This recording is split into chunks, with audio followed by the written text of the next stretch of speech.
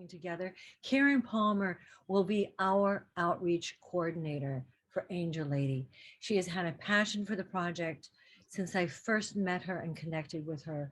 We are going to talk about Karen Palmer and what she's about and what she's up to in the world as a media strategist and the work that we're going to be doing with Angel Lady to do outreach. But Karen, welcome, welcome, welcome. I'm going to put you on speaker and I'm going to ask you, Karen, how, why are you involved with Angel Lady? Mhm. Well, first of all, I'm involved with Angel Lady because when you came to me with the concept, when it was just in its very infantry, stages, I was so excited to know that there was people that were in the industry, that were in the movie industry, that were really interested in creating films that are uplifting and that inspire people to be kind to each other, and so I was really excited when I first met you, and when, being an angel communicator my whole life, being able to, and an animal communicator, working with angels and animals and people, and just knowing that this Angel Lady movie was in the works for all the years that I knew that you were working on it, I was so excited to be a part of it. And when you asked, that you were doing your podcasts and you were going to be, talking to people about how to connect with angels, I'm a singer and a songwriter, and I receive messages from angels. And most of the songs that I've written have come through the angelic realms. And so I write children's songs. I write songs for children, and I create musical coloring books for children. And I have been doing that for about 4 years now. And when I create these musical coloring books, they're songs that are uplifting songs that have, mindful and conscious lyrics for children to sing. Because when we're singing, we're raising the vibration and we are raising a frequency. And so when we're using the words that are uplifting and kind, we see that there's ways that we, can truly inspire children to be more kind and more compassionate and more empathetic with each other. And Yes. so the songs are just about helping, children. And then what I did from there, I've been going into the schools for over 20 years, Yeah. teaching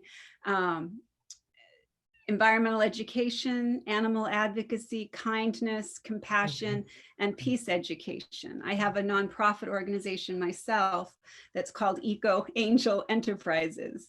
And I started that when my daughter was in kindergarten.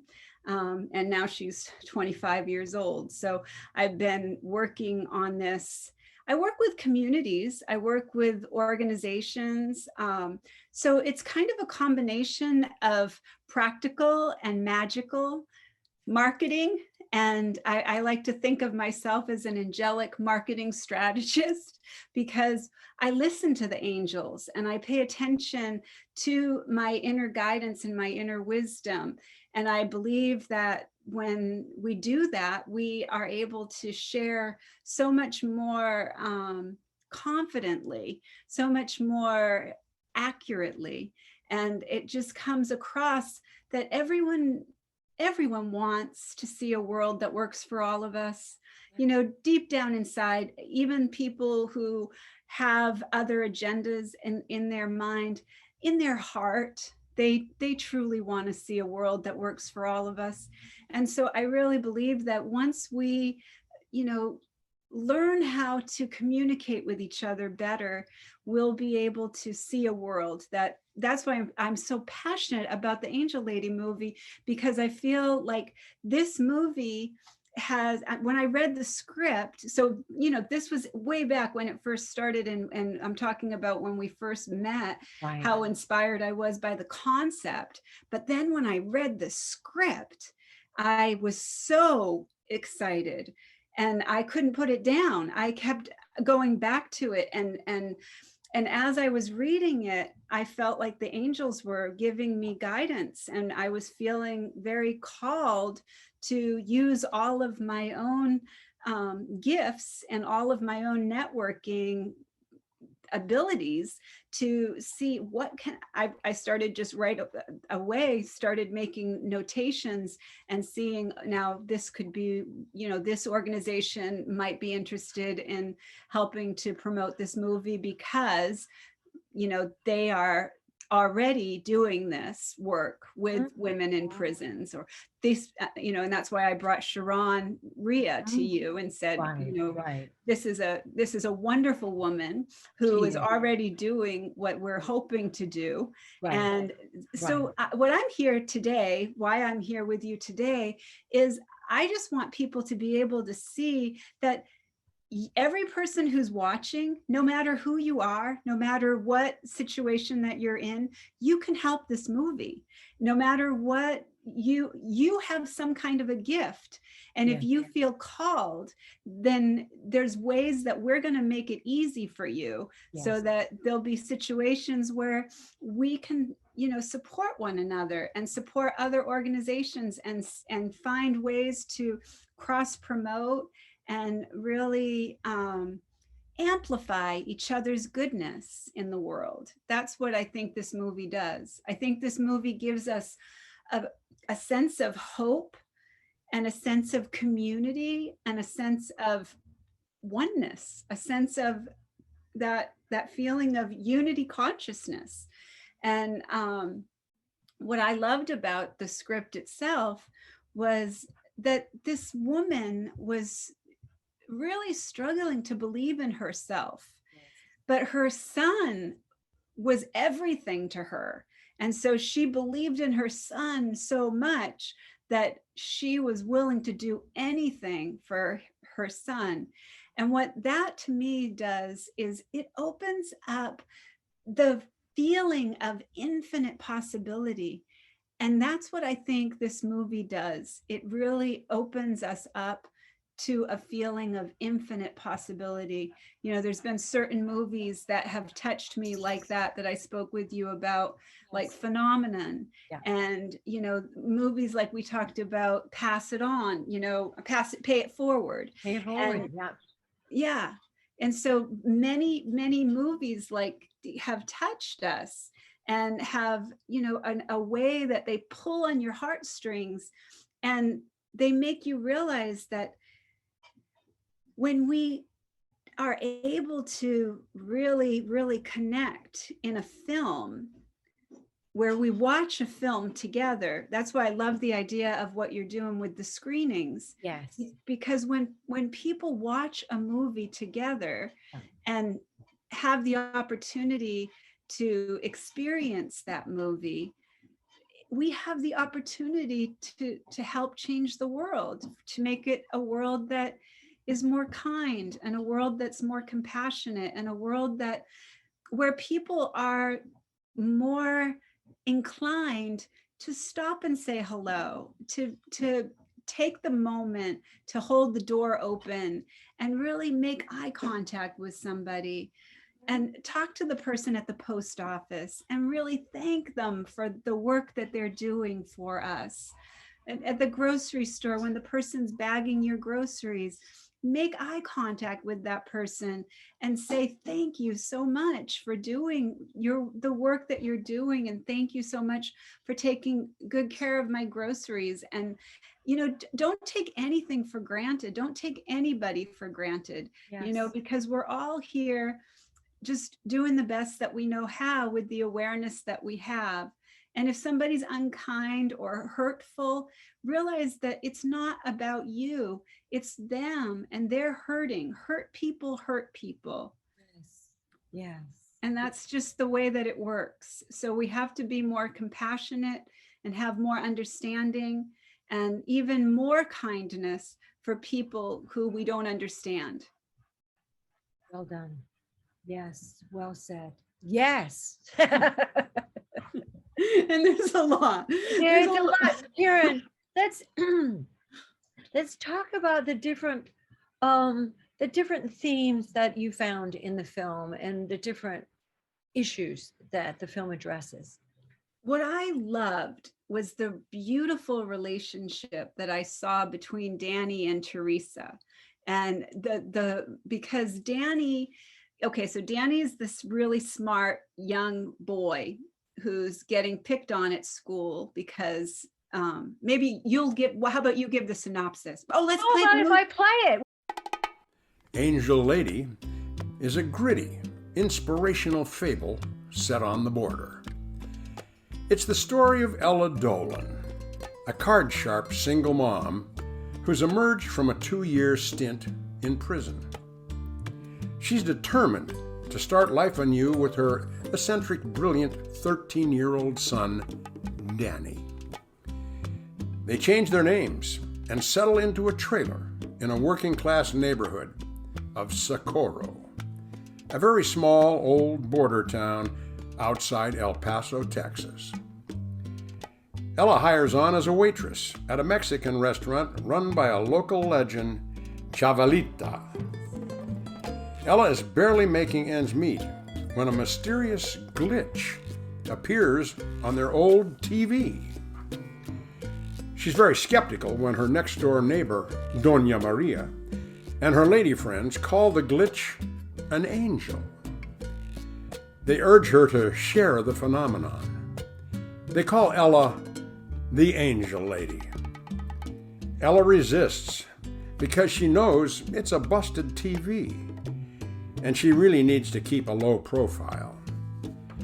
But miracles seem to occur, followed by cash donations.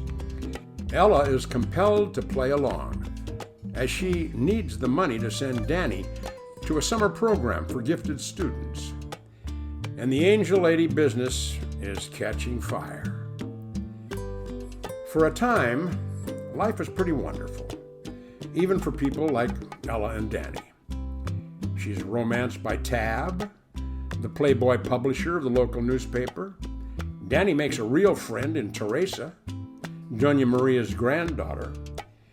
But as the glitch gains followers, the town divides into factions for and against Angel Lady. Danny is bullied constantly. Then the stakes grow even higher. Billy shows up, Ella's abusive ex-husband and partner in crime. He wants to cash in on the TV and get back together. When Ella harshly rejects him, he teams up with a sleazy politician to blackmail her.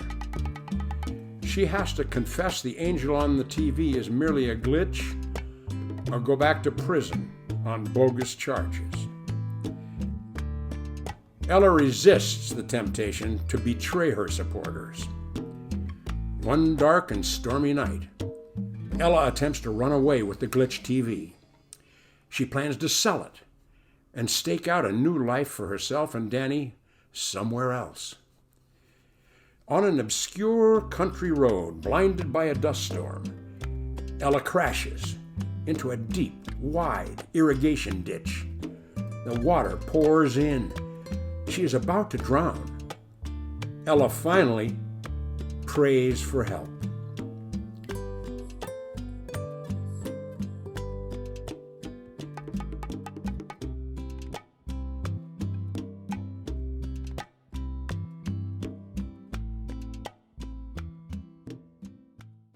So that's where I feel Doña Marie, her granddaughter Teresa, Yes. and the relationship between her and Danny was Mhm. so beautiful, because Danny was getting bullied and he was starting to lose faith in his mom, lose faith in faith, lose faith in everything.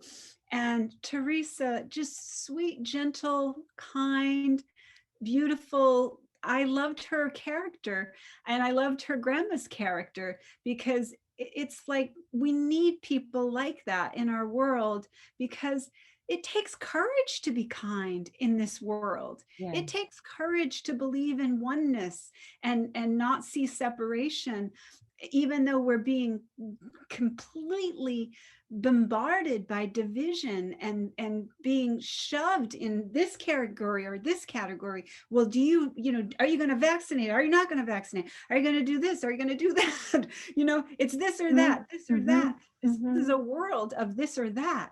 Yes. And to be kind in a world or this of this or that, and stay in the middle and really not have a strong opinion, but be empathetic to both sides. I Mhm. think it's so beautiful, the friendship that happens with Yes. that. So I really loved that. And you know, he's so closed down, and you can feel him closed down. You can feel him like closing down more and more as he's getting bullied. And then you can just see him blossom and start to open up. And it's just, I think you did a beautiful, beautiful job in, Well, thank you so much. yeah, and being able to express that just in the written. So I can't wait to see it on film, you know? Me too. So that particular experience of Danny's, that it traumatized his. First of all, the fact that his mom was so dysfunctional for so long, and then he went to foster care, and now his mom wants to turn her life around and head in the right direction, but he has been really pretty traumatized. So that's an issue. That's one of those pieces of outreach that we want to make with the film, to be able to open a conversation just in case somebody doesn't know what it's like to be in the foster care system. And not that it's always bad, but how can we avoid what's happening now? Right? Yeah. Karen, the you have some parallels between your relationships early in your life and with Ella's. Can you talk about that a little bit? Well, yeah, I'm a survivor of domestic abuse. From when I was 15 till I was 21, I was in a very, very violent, abusive, verbal, emotional, and physically abusive relationship. And so I became very, very reserved. And I believed that I deserved that behavior. I deserved to be treated that way. It was because of a pattern that I had seen. And it was a pattern that I'd seen with my parents, my grandparents. And so wasn't until I actually was homeless myself, and I had gotten out of that horrible relationship, you know, and moved to California. I lived in Massachusetts at the time. And when I moved here and was dealing with all of my issues, realizing and understanding that there's so much more that goes into abusive relationships, and patterns of abuse. And I was learning how to break the cycle of abuse by taking responsibility for my beliefs. And my belief was that I believed I deserved that kind of treatment.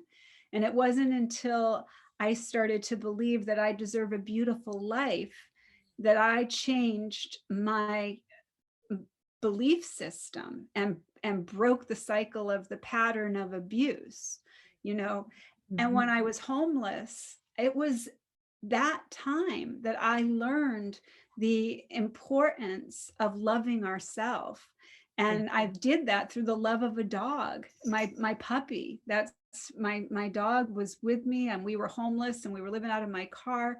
And I was reading Dr. Wayne Dyer's book, You'll See It When You Believe It. And I was hearing Albert Einstein's most important question you can ask yourself is, do I live in a friendly or a hostile universe? Well, Oh, up until then, I believed it was hostile. I mhm. believed that I was a victim and I had no control over how the world was. But then when I read that and when I heard I can change, and then all of the circumstances around me can change. I thought, wow, if that's possible, I'm just going to do this like a science experiment. So for 7 days, I started to focus all my attention on believing that it was a friendly world, that it was a Wow.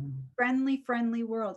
And it was because of that that I was able to get off the streets, because it was the kindness of strangers. Right. Because once I set that in motion, and I started saying it to myself and believing it and really seeing it, strangers came up and brought food for me and my dog, and Ah, people who I had never seen before were coming and offering for me to come to their house and use their shower, and if I oh, needed to, did I need anything? And a beautiful couple offered for me to come and work at their restaurant, and that I could have my dog on the patio so that I would be able to. And that was and then they let me stay in their home. That's how I got off the streets. That's wow. exactly how I got. It was the kindness of strangers.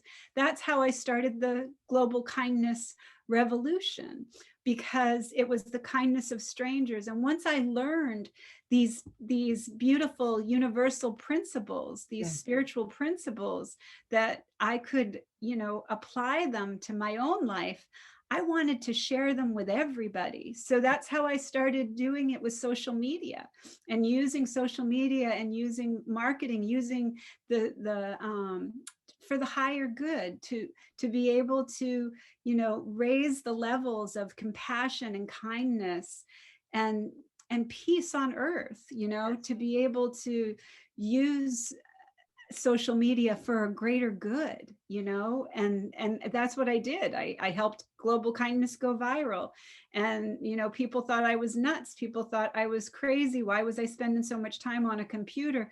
How was this going to make a difference? How do you think this is making a difference?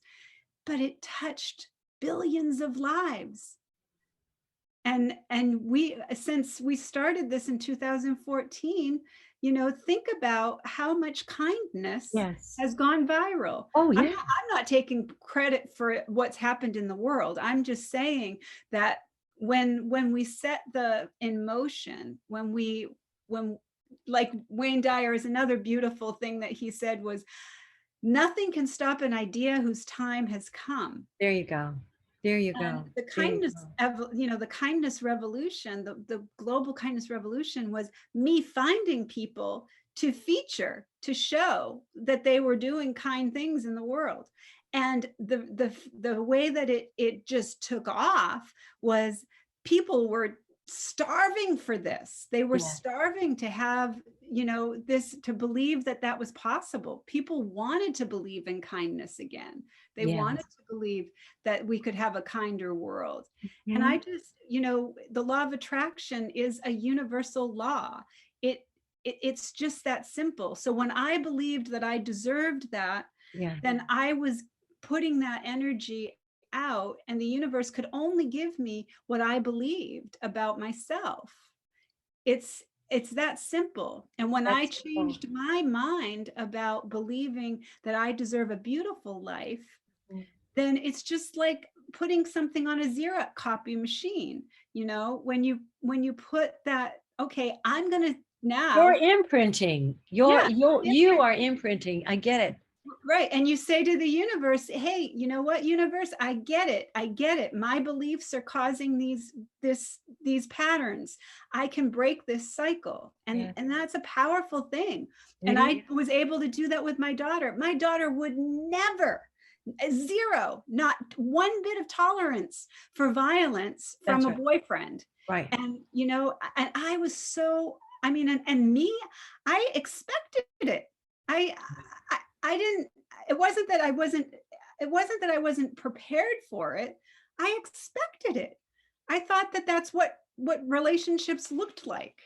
And And these, in this experience, your experience and your breaking out of that and your awareness of that and uh, all of those adjustments you had to make and what you had to own, that's all about Ella. That's our Ella. That is where there's someone who's had a rotten.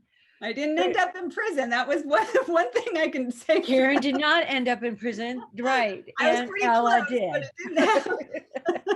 Yeah, and that also helps us to. I mean, part of that conversation is to be able to have compassion for people who are going through a really rough time. Yeah, and People if I who are hadn't gotten out of that emerging, coming out of relationship, prison. if I We're hadn't going. gotten out of that relationship, I Oh, could have definitely gone to jail because I was dealing his drugs for him, and oh wow, I could have easily had been put in prison when I was 16 years old. And dang. and so I believe the angels help. I believe that we all have experiences that help us to grow Yeah, into the original innocent being that we are. yeah, And that when we go away from our true self, we get lessons. And some of those are painful lessons. And those lessons awaken us and make us realize, I can't do this anymore. I can't keep doing this. And then you start to realize that, when anything is happening, you're the common denominator. yes. So if you can, and I am in zero saying I was to blame for any of this. I do not believe that I was to blame. I believe that my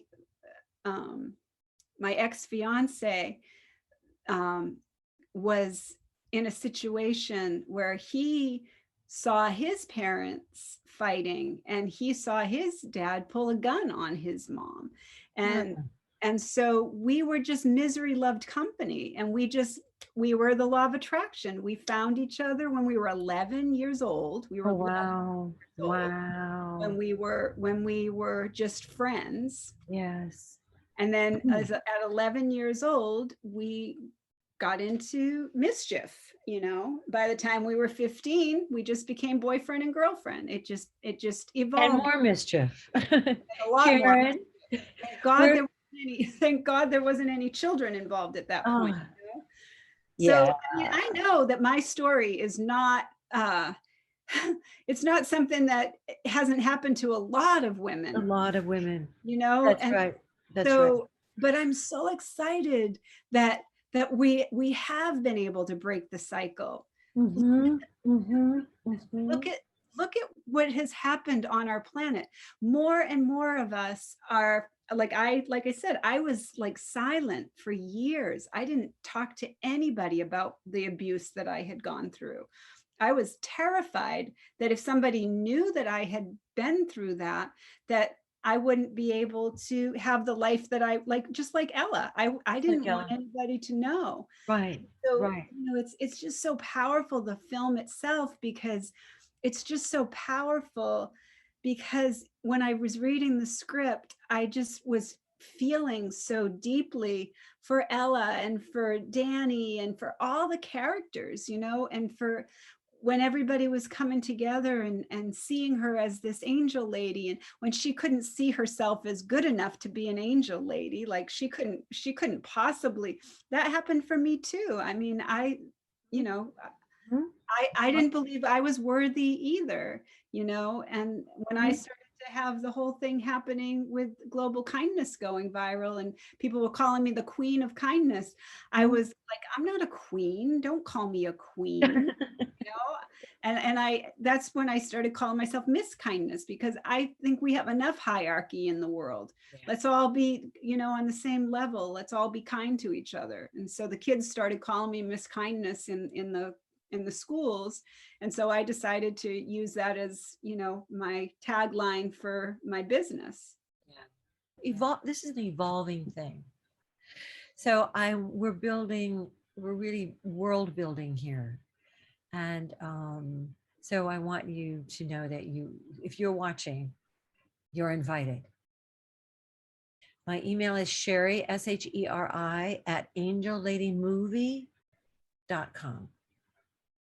And the website is angelladymovie.com. And I just encourage you to, watch this again.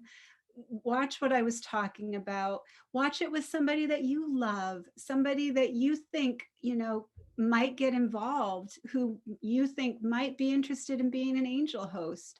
And let's ripple this out. Let's see how we can, really, really help this movie to become something that we can really, really know that the world is ready for more kindness. The world is ready for more community service, and the world is ready for more people to realize that we're all in this together, and just stop focusing on the differences and keep our focus on our common goal, which is to have a world that works for all of us.